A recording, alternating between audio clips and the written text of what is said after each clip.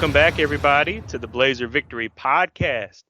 It's been a minute in the free feed, but if you don't know already, this is your host, John Duncan, and I'm joined as always by my co-hosts, Darian Smith and Jimmy Marion. Guys, we are getting so close to kicking that football off, and I mean, it is inching away as camp starts soon, but how exciting is it, guys? We spend the off season, looking forward to it, and here it is, man. It's just a couple weeks away. It's in our grasps. The anticipation to see what we look like under this staff, and I'm just excited for this new chapter in Blazer football history. That was so backwards. Hey, let's be real. It's been a boring last couple of months. Basketball season, and we had some fun. We launched the Patreon, and then things have really slowed down the last couple of weeks. So I'm just excited for really what's the best time of the year when we get everything cranked up. We're going to start football season. Football leads into basketball season. It's going to be sports, Blazer stuff going on all the time. So I'm certainly excited. Jimmy, we had some big recruits, man.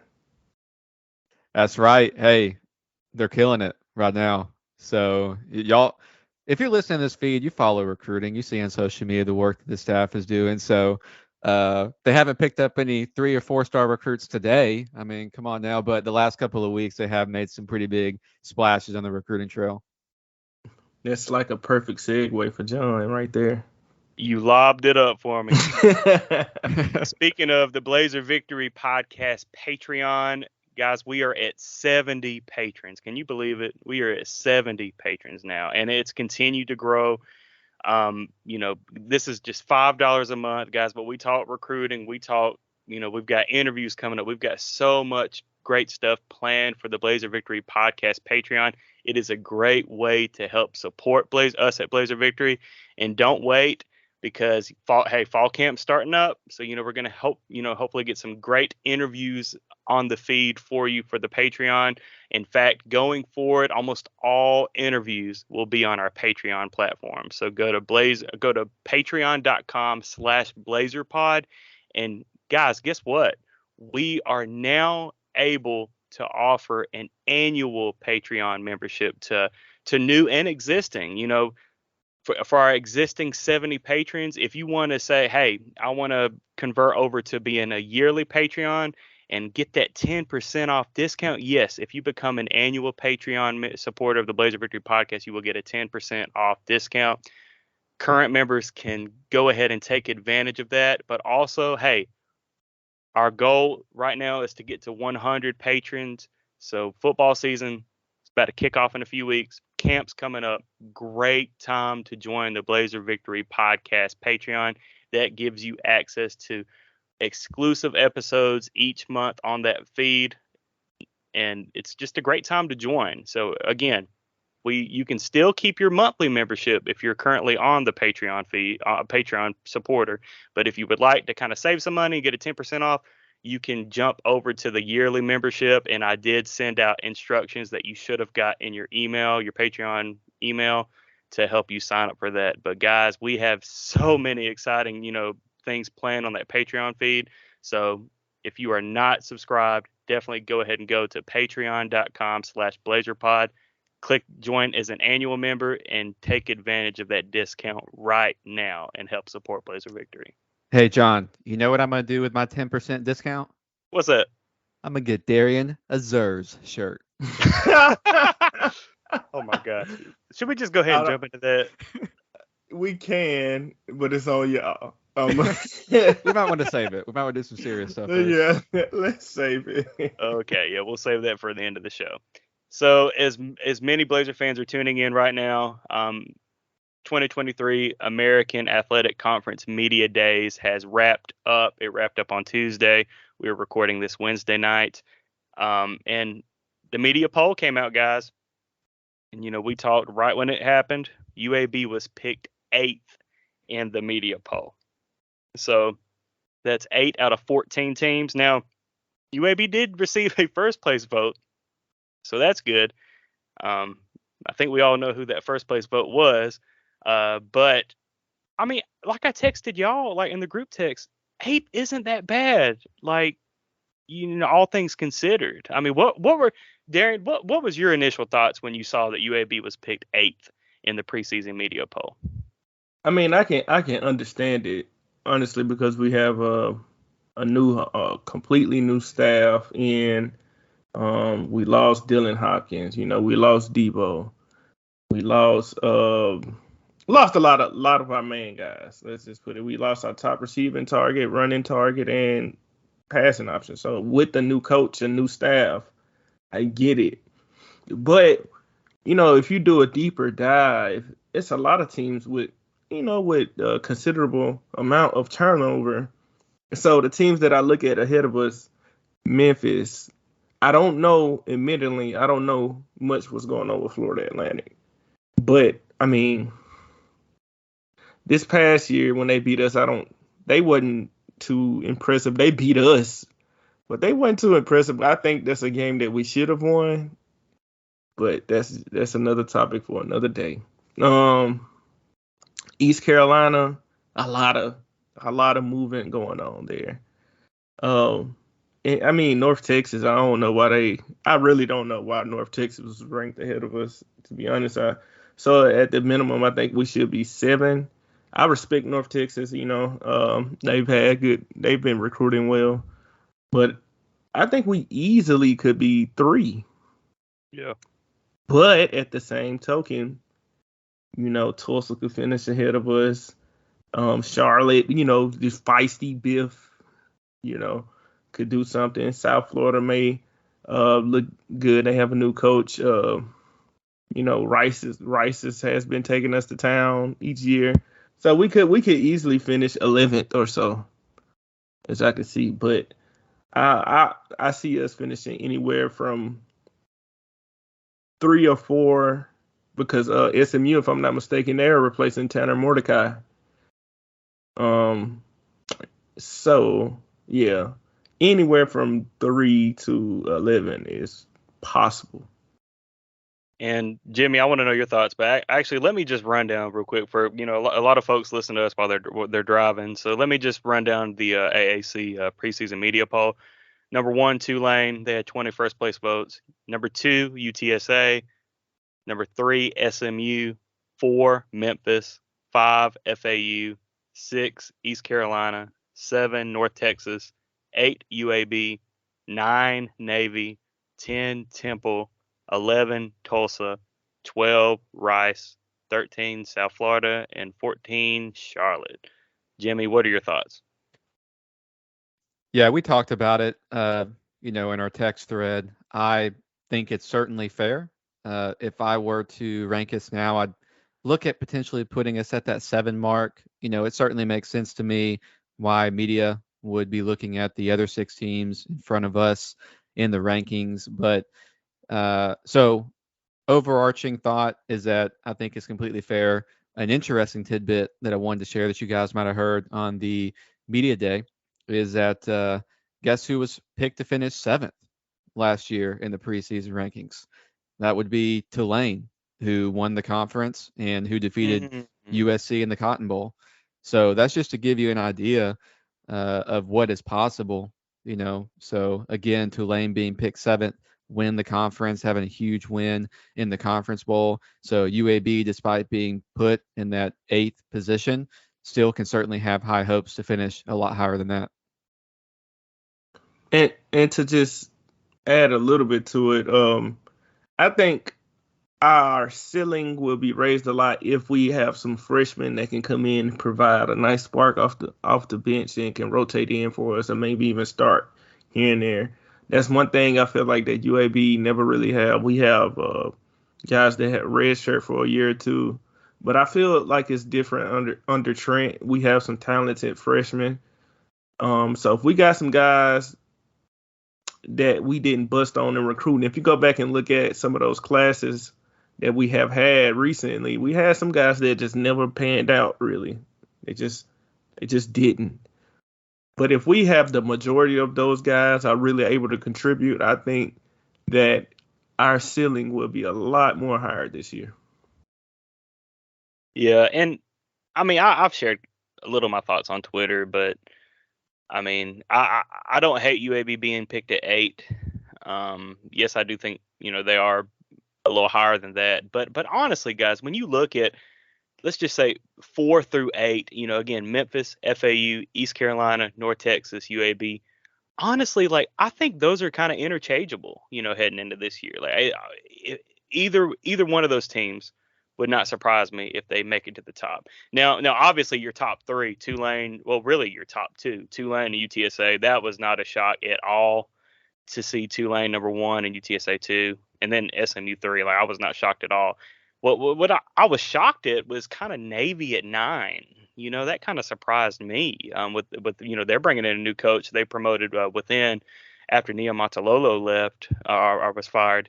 They promoted their defensive coordinator to the head coach, and all the concerns with triple option now, with cut blocking being basically ruled out in the NCAA rule book. Like, where does Navy go from there? They've really struggled the last couple years, and then a new head coach. So that really surprised me, picking them at 9.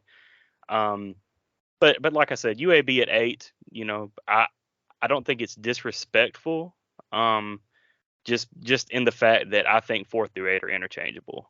And I think one of our listeners, Mike Rowe, brought up on Twitter, was North Texas ranked high? And I mean, you can certainly make an argument that they were ranked too high at 7 above UAB. They've got a new head coach, Eric Morris, coming in. So, I mean, I don't know. I mean, the preseason media poll really doesn't mean anything. It's great for, people like us because it gives something to talk about heading into the season. But hey, I don't hate UAB at 8.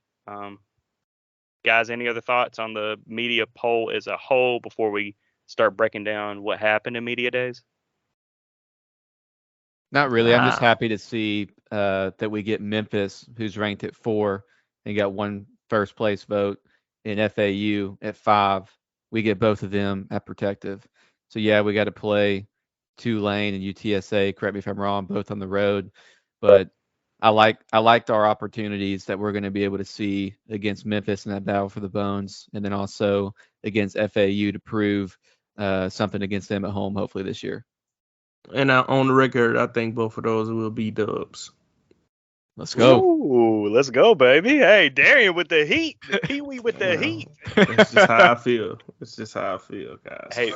Hey, well, Memphis has got to be upset because breaking news, we're recording this Wednesday night, but Brett McMurphy tweeting that Colorado is set to join the Big 12 in 2024, moving from the Pac-12. So, a lot of people are, a lot of Memphis fans were hoping to get a spot in the Big 12, but, I got to think Colorado ain't going to be the only team jumping from the Pac-12 to the Big 12. So that might have just kind of shut the door on Memphis as of now. And I'm not hating that at all. All right. So let's move into what happened in AAC Media Days. So we'll start out, and this has nothing to do with UAB, but guys, we got to talk about Charlotte's head coach, Biff Poggi. Shout out to Hunter Bailey, who covers Charlotte, put the quote on Twitter, and then I went and watched it, and then Jimmy sent me the freaking video. It was on ESPN. But this is Biff Poggi at the new Charlotte head coach after questioning, quote, "That's it? 3 questions? Maybe that's because you have us ranked last. That's all what you think of us. We get that message. Thank you." Slams podium. Woo! Hey, shout out Hunter. Hey, I'm so sorry, man. I don't know how it is covering Biff Poggi, but you better just get used to it. But man, I love it though. Like I don't know what were you guys' reaction when you saw that? Jimmy, you want to go? Man, I'm trying to understand like what that fine line is between passionate and just angry. Yeah. Like, what I just don't know, Biff, why are you so mad? Like, I just want to talk to Biff. Like, he just seems so angry. Like, everything's cool, man. You got your Division I head coaching job. Charlotte's a great city. I mean, you got nothing but challenges ahead of you. Why are you so mad? That's what I'm trying to figure out. Like, because I listen to only really Biff and Trent we'll talk about in detail here. You can just sense the passion with Trent. But with Biff, he just seems angry. And maybe I'm wrong. Maybe I'm reading the room wrong. But I'm just like, man, calm down. You ain't even lost a game yet. Yeah, No, I think it's because Biff had the call out of the Charlotte donors. that's it. I was gonna bring that up. Yep. And then he had the little spat with the was it Akron or something like that? I can't, some coach, some assistant coach from App It State. was from App App State. Yeah, State. they're rival. Yeah. Some little back and forth there. And so then you have this. Honestly, it's kind of like I love passion. I'm a passionate guy, but then it becomes kind of gimmicky after a while. Like, all right, bro. Like, we get it. You're fired up. Okay. Oh, you go win some games then. Like, if you're gonna talk, put something behind it. You doing all your talking in the beginning. I've seen a lot of dudes talk before they fight and they get knocked out. I was gonna say like on Friday, you got knocked out, but Oh yeah. but yeah, I just don't want to see that happen. So sometimes don't run your mouth too quick. Right. Just do a little talking here and there, and then let people know that it's in good faith. That it's just competition, it's just passion. But he coming off like he finna win the AAC, and it's getting kind of gimmicky to me. I love passion, but just don't be gimmicky. John, let me ask you. I mean, what is a respectable number of questions for this type of media situation? Is it 5? I mean, if you're an experienced media person, kind of like Trent was, you really give really, detailed answers, and Biff was just kind of giving short answers, and I mean, he really wasn't reading the room, or as far as I could see. So I think 3 questions was fine with him because I don't know what else you could ask. But really, 3 to 4, maybe 5. They give you 15 minutes or something like that. So I think that's good. I mean, 3 is not disrespectful. Again, Man, ain't nobody trying to hear about Charlotte. Woo, man. Yeah, well, we don't play. All right, UAB doesn't play Charlotte this year, so.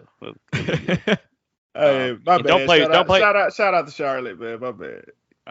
Nobody from Charlotte's listening, so you and nobody from Rice is listening either. So thank God we don't play Rice this year. Rice is just chilling, catching a stray. Like, what?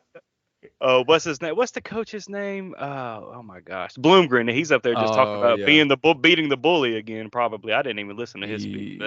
So I don't know, but guys, before we get to Trent, of course we're gonna get to Trent, but. You look at the AAC Media Day production. I felt the production was so much better than what we've gotten in the past with Conference USA. I've watched Mike Oresco the last few years. Dude, I think he gets it, and he is already so much better than Judy McLeod. Like in the last couple of years, did we ever see Judy McLeod up there talking for 30 minutes and answering questions during Media Day? Like at all? I don't think we did. I mean, I know she was riding around in her Jeep, but I mean, she wasn't answering questions. But like the AAC feel is just a lot more professional, at least compared to what we were used to in Conference USA. And I got to shout out Jared Kalmus, who does a great job for Alamo Audible. I mean, he tweeted out that, and I think he got this from the Roost too. So shout out to the Roost as well. But with the ESPN Plus broadcast in football, ESPN actually sends a production truck to the stadium to make sure that the broadcast is well. Like Conference USA, hell, they just had the camera up there. I mean, there was nothing like it was so bad. So I know it's early on, but I did just want to shout out Mike Oresco and AAC. I thought the whole media, I hadn't watched the whole media day, but I watched a couple of the 4 hours, and I thought it was great. A phenomenal camera job. They had commentators discussing every team.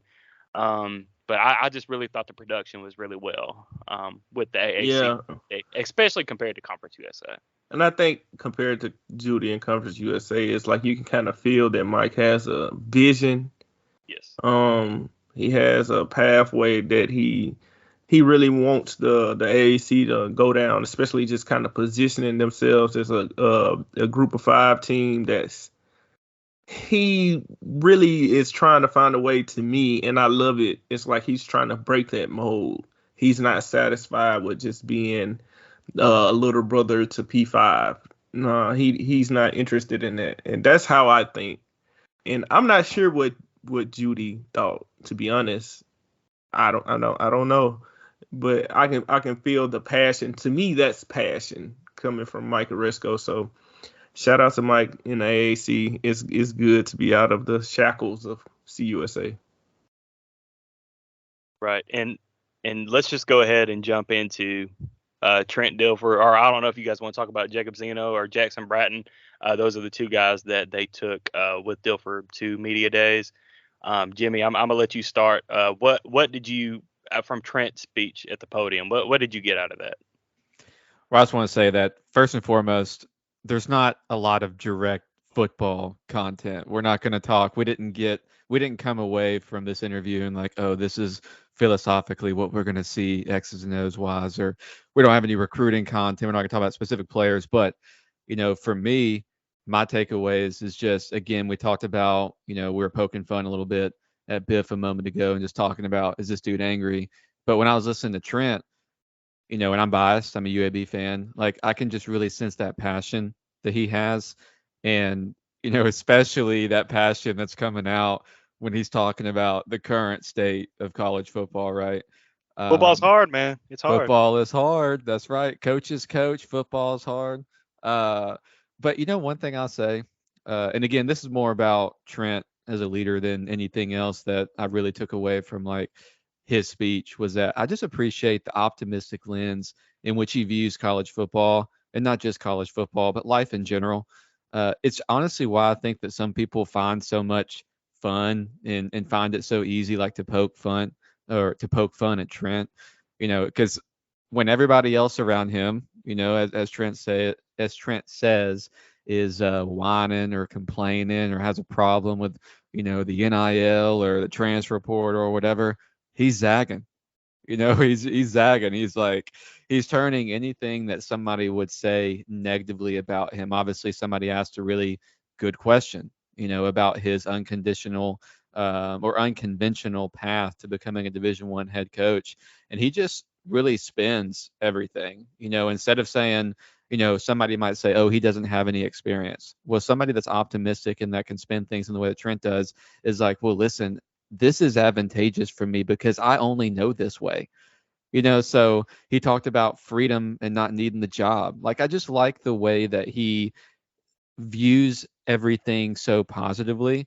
And I think that's really needed to continue like to engage with these young men that are playing college football at this university, this underdog mentality. Like, he's just got a lot of, personal factors that make him a quality leader. And those are things I think about because he said it himself. He doesn't know if the formula in which he's establishing here at UAB is going to be successful or not. But the position he holds as leader of this locker room, of this staff and this team, is I can just see these traits in which these intangible traits that I think are going to help him be successful at UAB, hopefully. So at the end of the day, he's obviously going to be graded on wins and losses, right? But I'm excited to see how it plays out. Yeah, Jimmy, you touched on the main thing is perspective. And so much of life is about your perspective and how you're looking at it. I just watched a movie on Netflix that, in the beginning of the show, it shows the same thing. It shows at the end, but now you have proper context and the perspective is so much different. And you're like, oh my God, I didn't know that's what it meant. I didn't know that's what they were showing us that for. Now I get it. And I feel like it's funny, I just looked at that movie and I just heard you say what you just said. It made me think of that. The way that Trent uses his perspective, the way he looks at things, like you said, is everybody look at it as such a negative. It's a negative. It's a negative. He always finds that perspective. It's like some water that's just looking for a crack to get through. He's just like, there it is right there. This is what I'm gonna focus on right here. This is why this is a good thing, and he talked about that with the NIL situation and his unique position because he doesn't need that next big check, and how he's not afraid to to talk out, and he has the media connection. So he's gonna tackle the NIL poaching from G5 teams. He's tackling that head on. He's meeting, was that the NIL president? Some kind of, who was that? If y'all can help me out, that he's meeting with. They said that guy's title, John, in the On3 article. I don't know if it was director. I forgot exactly what the title is, but yeah, he was supposed to be meeting said leader of like the NIL efforts today, Darian, in Birmingham, the 26th. So Derek Cole's associate director of NIL. Right. So, and that's just a personal fight that Trent, and one that I totally wholeheartedly agree with. Right. About NIL and poaching from G5 teams, and he wants to get that rectified. He wants a lifetime ban on whoever is doing it. Mm-hmm. And which that might be very brutal, but at least it'll put the fear of the Lord into them, and they'll be like, no, I ain't gonna do that. And I think that's important. That's very important. So shout out to Trent. He's the guy that's always gonna make nothing into something. And as a coach, you need that, especially at a place like UAB. It's all about building and connecting with fans and with players and with other coaches around you. If you can find that perspective, and if you can get your team to focus on that, I think you'll do. His mission is to kind of bring these guys from boys into men, help raise them from boys into men. And I just respect him as, he can come off as like sometimes as corny dad, but I really, really respect that, as a corny dad myself with 3 children and 1 on the way. I heard Trent in an interview today use the phrase underwear Olympics. What is that? What does that even mean? I'll have to share it with you, but he said underwear Olympics. I don't even know what that means. I'll have to ask him about that, because I haven't seen that. That sounds like something we'll talk about on the Patreon OnlyFans. Oh my gosh! Hey Trent, can you give us 5 minutes and tell us what the underwear Olympics are and break down in detail? we gotta get Trent's kids on one day. That's who we have to get on. I just want to know what he seems like a guy that's gonna give a speech about if the dishes isn't done. Hey, he's fiery, man. He's fiery. Yeah. not in the Biff Hoagie way. No. And I'm not taking a shot at Biff, but it's a different types of passion. Yeah, and last thing on Trent too, just kind of expound what you guys talked about earlier is, he answered a question is, his previous experience, does this kind of raise expectations, or are expectations going to be kind of viewed in a different light, in a different way, because he's Trent Dilfer? And, he kind of said, hey, he doesn't care at all what people say about him or what's written about him. He's, been in the game of football and in this spotlight for a long time. He went on to say, like, he's been booed out of stadiums. He's been fired. He's been let go. He's been deemed one of the worst quarterbacks ever to win the Super Bowl. So hey, he doesn't care. And as Jimmy said earlier, he said that he doesn't need this job, but he wants this job, and he wants UAB to elevate this UAB football program. Now, guys, we are doing some hell of a segues. Let's segue into this next topic. How does UAB football program become great? So, Darian, I want you, we're not going to get super detailed because we're already, 25 minutes in, and we said we weren't going to go over 30, but we probably are now. But, Darian, I just want you to start and just kind of paint with broad strokes, because we also want some feedback from our listeners, because our listeners are great. Hey, as we mentioned, we already got 70 patrons, supporters of the BVP. We know a lot of people listen to this show, the free show too. So we want to hear your thoughts. But, Darian, let you start us off. How does the UAB football program become great? Yeah, John, like Jimmy says sometimes, like, he gets up sometimes, or better yet, like when he goes to sleep, some of the things that keep him up at night. You just randomly, it's like, what can we do to take that next step? Because you know what, man, I get kind of jealous when I see UCF and I see Cincinnati and I see Tulane. Even UTSA. UTSA. Where they come from, man? How they jump us like that? Like they jumped us. Let's admit it. As of right now in this moment, Houston, Memphis, they've all had those moments. And it seemed like we just kind of cling to, we beat LSU, we beat Nick Saban. Okay, like when was that? I wasn't around for that, John. Were you? I don't think so. I remember watching it on ESPN Plus on TV as a kid. Yeah. That's it. As a kid, Jimmy, do you have any recollection of that? UAB LSU? Yes. Nah, no. Exactly. And we are all passionate. I used to play here. We're all passionate of fans that as you can find. So it's like we want to have continuous moments. We want to have new moments. We want to have consistency. We want to have building block moments. I want to feel coming into Blazerland, coming into Birmingham, at least the downtown area. I want to feel like, oh man, we're entering the home of the Blazers, not the home of Alexander Shannara. Or Alabama A&M, or come on. Right. I'm looking around. I work at the hospital. I was looking out the window on the 7th floor, and it's a big old billboard right there of freaking Alexander Shannara, like he runs the city. And I'm just like, what? Like, and it just pissed me off somewhat. Not because Alexander Shannara is getting his bag, but as far as UAB, I'm like, there's no feel there. Now, I love what the marketing department has done with this whole The Office theme that they're running, and we have so many different creative marketing schemes that we're doing social media, and our videos are top notch. Like, if it was an AP poll top 25 for hype videos, I think we'll be like in the top 10. But as far as just building blocks, and I'm not going to take the point that Jimmy made beforehand. He was talking about the different moments and a lot of our misses that we missed out on the field and on the court wise. So I really want him to dive into that because he was making some great points. But everything around that, it's like, and another thing that bothers me is the stigma, that the freaking Alabama Auburn stigma. Oh my God. And it goes back to recruiting. So I think that's why we're killing it in Georgia.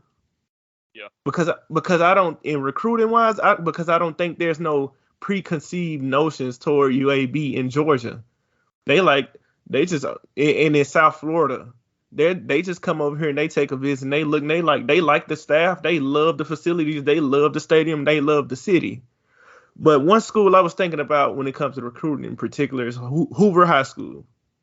We can't buy a player from Hoover unless they want to transfer back from going to whatever school. And to me, I think it's just a stigma. Now we have pipelines set up, like we're good with Thompson, we're good with Hewitt Trustville, a couple of schools, but it's too many schools to where a freaking Indiana or Kentucky or Purdue or something, FAU can come in and they always poaching guys from us that we're actually really recruiting. And I think it's because a lot of times you can go anywhere. It's either Roll Tide, most and foremost, or War Eagle, and they don't leave room for anything else.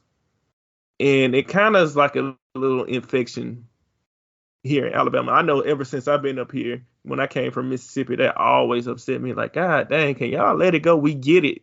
See, but did you have that in Mississippi, Darren, with like Mississippi State? Okay. No, you did not. No, you did not. So you had Mississippi State. People made room for Southern Miss. I can say that much because I was in Southwest Mississippi, and people made room for like LSU. It was room for other schools to come in that people were loyal to. It wasn't just like, oh, hotty toddy or go Bulldogs all day. I mean, it was a lot of that, but it was more. It was room for other schools, and I love that they made that room from Southern Miss. They don't talk about Troy or South Alabama. It's all Roll Tide, and then whatever is left over from that is War Eagle. So if you look at Alabama recruiting every year, all the top guys, the top of the top guys are going to go to Alabama. Then right under that is going to be a whole bunch of Auburn guys, and then it's like, all right,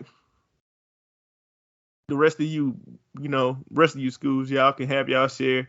Then it's like other P5 schools, NC State or something. I'm like, what? That don't even make sense.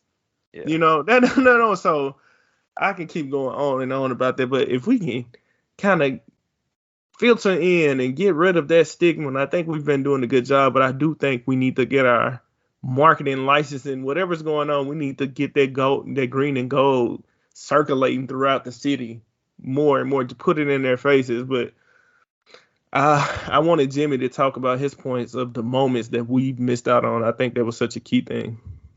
Hey, before I hop into that, I really like Darian's point about just the perception that people in the state of Alabama have about UAB, or quite frankly, any other school. They're going to look down at every other SEC school. If it ain't Alabama or Auburn, they're going to look at them a certain kind of way. But I can vividly recall being in high school, to whatever that was. I graduated in 2010 at Hewitt Trustful. And I could almost guarantee I was the only UAB fan in school. Like everybody else was an Alabama or Auburn fan, and it was like I was the one dude wearing a UAB T-shirt. That's not to shout out Jimmy. That's just to say like everybody's an Alabama or Auburn fan. Like I remember like, am I uncool, for wanting to go for UAB? Now, granted, there were many people that went to Hewitt Trustful that then went to school at UAB, became fans, engaged in student life, alumni who are now actively involved, boosters, all that great stuff. That's awesome. But it's almost like, how do you continue to build like that, and how do you change that perception? Darren, with the younger crowds, is something that people are going to have to continue to think about. And speaking of Hewitt, by the way, just wanted to give a shout out in terms of developing pipelines. Y'all remember Shaq Jones played defensive end at UAB? Oh yeah, that's my boy. Yeah, he just got hired as defensive ends coach at Hewitt Trustful. Pretty cool. Oh, that's what's up. I didn't know that. Yeah, shout out to him. But anyways, kind of going back to the topic here. For me, you think about how can UAB become great. Obviously sustained winning is going to be crucial. And really, since the return, we have had sustained winning. We have garnered a lot of respect regionally. Just for the fact that we've won games, we've won conference championships. That's been a big deal. All right. So it's not to say that we're not great. Great can be subjective. But, for this conversation, what stood out to me is, the lack of that moment in the regular season. I asked the guys before the pod, I said, what was our last moment, for UAB football? And BYU was thrown out there, which I agree. That was a moment that was on national television. And it, not to poo-poo in that game and all, but it was a bowl game. Okay, so it wasn't the same magnitude of a week 3 matchup, on the road against a Power 5 opponent in front of 60, 70, 80,000 people. It was a huge win for our program. But when you think about moments, you think about Alabama A&M, the return, you think about that moment, right? And then after that, what was the next moment? Well, you had the division championship, you had the conference championship. There have been moments, but there have also been some moments in which we didn't necessarily take advantage of. So as an example, we talked about those week 2 matchups that we've had since the return.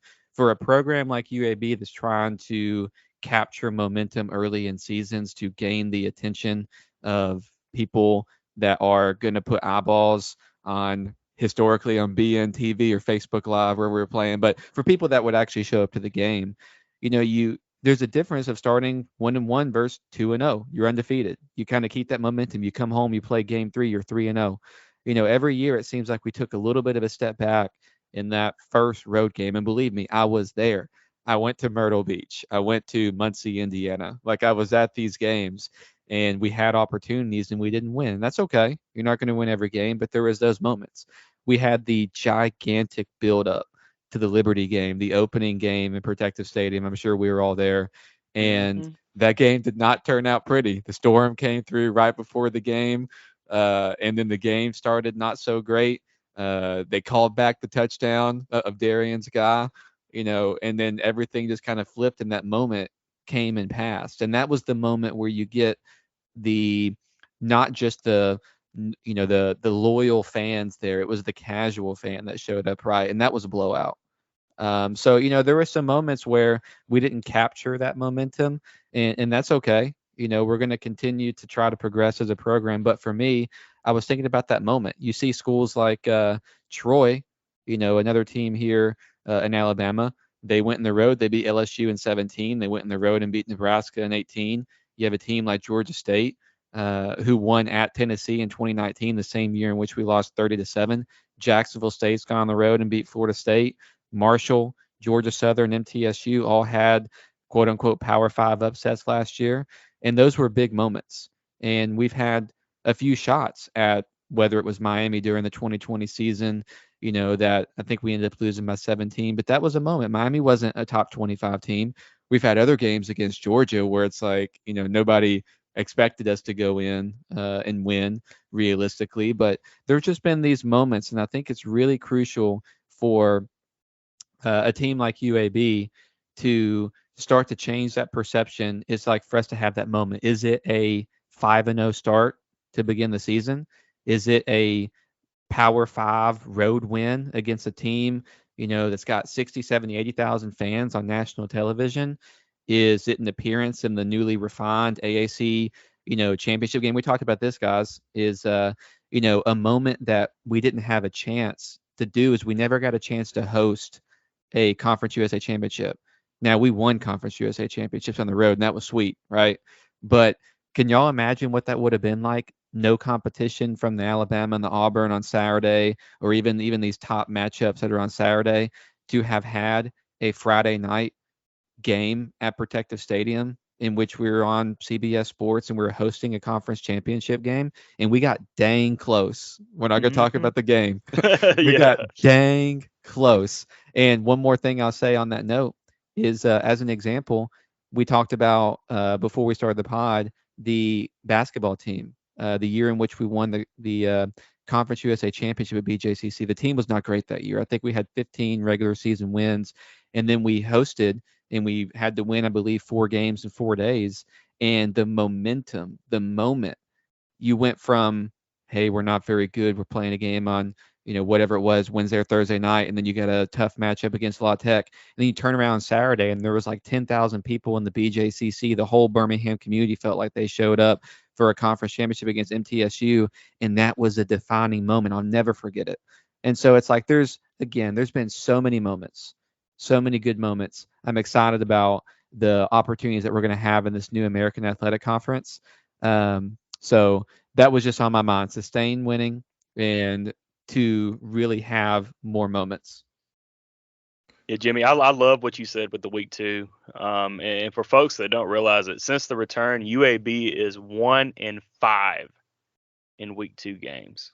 Isn't that crazy? 1-5, and the lone win was against Akron, and I mean that was kind of tight towards the end in 2019. But hey, great opportunity this year. You got to go to Statesboro to take on a formidable Sun Belt opponent with Georgia Southern in Statesboro.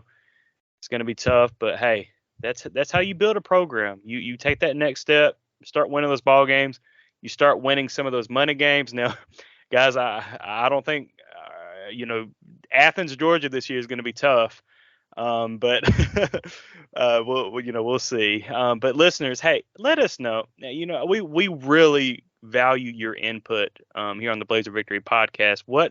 How does UAB football take the next step? How does UAB athletics as a whole take that next step? And we want to hear from you. And I will say, too, that being in the new conference in the American, we're going to have a lot more opportunities, games on national television, on linear television. And, Jimmy, you bring up the 2018 West Division clinching against Southern Miss. That was televised on BN Sports. I was at that game. It was cold. Mm-hmm. But my TV got stolen that game. Oh, that's right. You told me that. Oh, I got robbed. Hey, Legion Field. Know that. but I bring that up to say that game was televised on BN Sports. And I nerd out. I record every single game that comes on. They actually had technical difficulties for the whole second half in overtime for that ball game on BN Sports. So you can't even see Spencer Brown running in overtime to clinch the West, other than the camera guy or girl in the end zone recording it.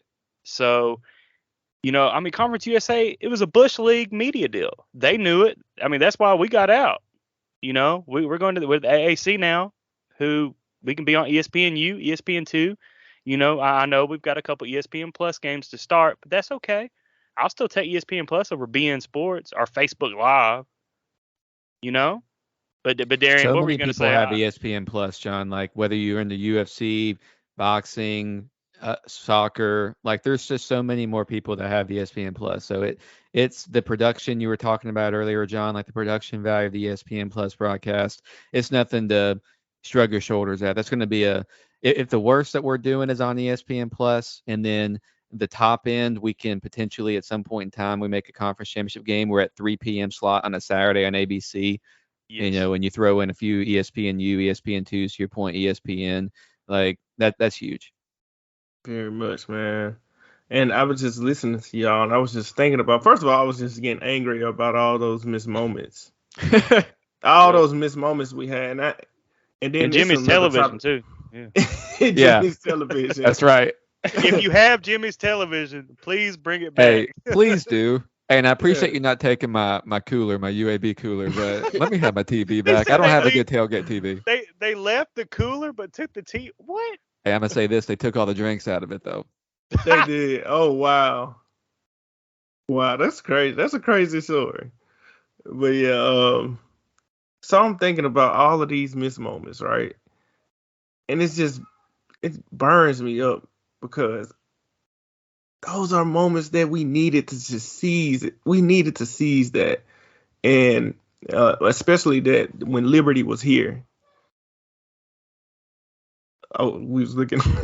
we are going. So listen, y'all. This was supposed to be like 20 minutes, and here we are, like 47 minutes. Yeah, 47 minutes in. But join the Patreon. Yeah, join the Patreon, man. But I'll make this quick. I wonder if Trent is the guy for the job, and I think that he may be because when I listen to him, he sounds like a guy, like a ceiling raiser. I think Bill was the ultimate floor establisher, right? I don't really think Bill really cared for the games against Georgia, or the time that we could probably display something on national TV. I don't think that was really something that was really on his mind like that. I think he wanted to win Conference USA. Bill was going to do everything to win Conference USA and just to be healthy enough, just to remain healthy in those games. And I think Coach Clark was the guy that we needed to establish this program and get us on firm footing. Without him, I don't think it's no thinking it. We wouldn't be in this position to have Trent raise. I think Trent, he's a media guy. He gets it. Trent wants to win those games. I think Trent wants to be competitive against Georgia. He wants to. I didn't want to go out there and I don't want to go out there and just get blew out. I know it's Georgia, number one. I want us to showcase something. I want us to try to win the game. Go out there to win the game. I don't care what nobody say. Go out there to win the game. I don't care if we're doubting you, and I think Trent is the type of guy that's really going to go after those moments. And those moments are what we need, And secondly, I think he's doing it right because I used to be, and this is another conversation too. I want to hear back from the fans that we used to. I feel as if we was trying to recruit locally so hard, and we were getting rejected so much. I kind of love the way the staff is doing it. If they don't, it takes two to tango, right? Like no matter how hard we recruit in the area, they have to somewhat want to come here. But they're just going outside of it. Like, forget it. We'll recruit the guys that want to come here. If it's Anchorage, Alaska, then Anchorage, Alaska pipeline is here. But it's been Georgia, and it's been Florida, and it's been outside of Alabama a lot. And I am cool with that because guess what? We're bringing in some top-notch talent. They're going to come in and they're going to win games, a lot of games. They're going to help us seize those moments. Guess who's sitting there watching those moments? Those local guys. That guy that went to Purdue or Vanderbilt. Those type of guys, they're going to be watching those moments like, I should have went to UAB. And that stigma starts to change because now, we're in the AAC. We're on ESPN too. We're getting some games on ESPN, ESPNU. It's not BN or Facebook. People can actually see us. So I think those guys will be looking and paying attention. And if we can seize those moments with, I feel like we have the right coach. I think it all works together. And hopefully this formula, hopefully we can win a title soon and we can get in some 4 and 5 star recruits and we can just go to another level. But I really want to hear back from the fans, and I want to know what they think about this.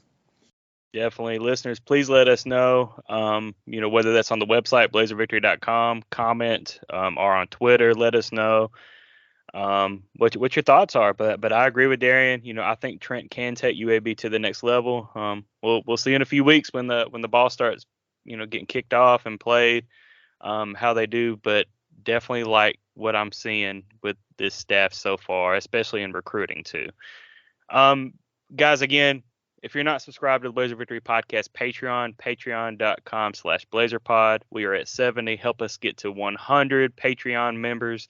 And again, you can join annually and save 10% off, basically getting a free month of the Patreon podcast. So again, go there and help support Blazer Victory.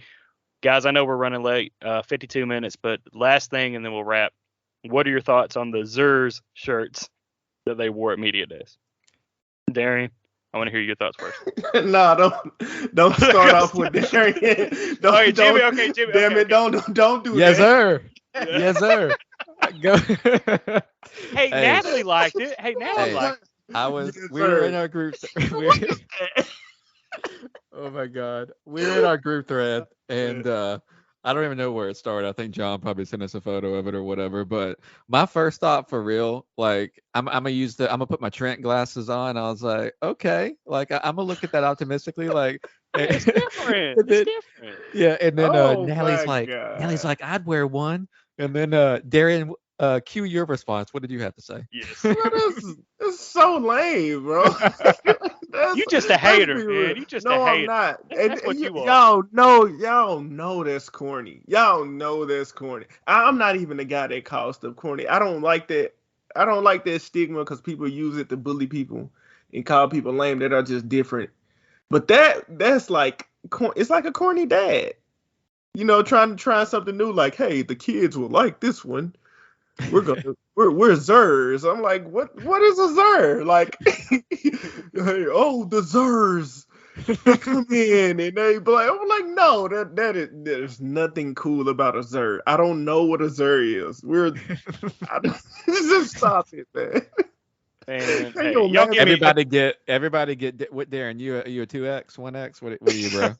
Don't give me a Zer shirt. Get him a Zer shirt. Give me a Zer shirt. I'll rock the hell out of it. I'm gonna use it to clean my bathroom. That's what I'm gonna do. Y'all wanna do a sponsor? We'll do a sponsorship of Zer shirt. We'll do a little Blazer Victory Zers. We'll get it going. John, you can make that happen, right? Yeah. Oh yeah, we get it going. Look at those bad Zers walking in the bar. Oh, the Zers. You just a hater, man. That's what it is. You and Elizabeth. Elizabeth didn't like them either. She thought they were lame too. But yes, sir, Elizabeth. Yes, sir. Darren, go ahead and send us out before we get in trouble. I don't even know what to send us. Is it Zer based? Blazer Nation, just Zer.